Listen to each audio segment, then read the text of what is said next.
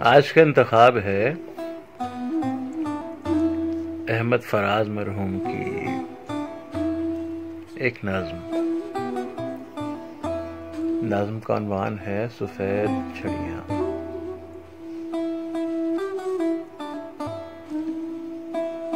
जन्म का अंधा,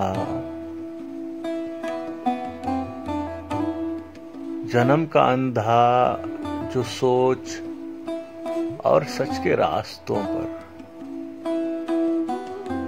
कभी कभी कोई ख्वाब देखे तो ख्वाब में भी अजाब देखे।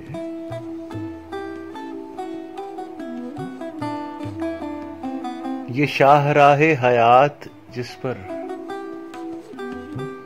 हजार हा काफले रमा हैं, सभी की आंखें हर एक का दिल, सभी के रास्ते सभी की मंजिल, इसी हुजूमे कशा कशा में तमाम चेहरों की दास्तां में न नाम मेरा न जात मेरी, मेरा कबीला सफेद छड़ियाँ।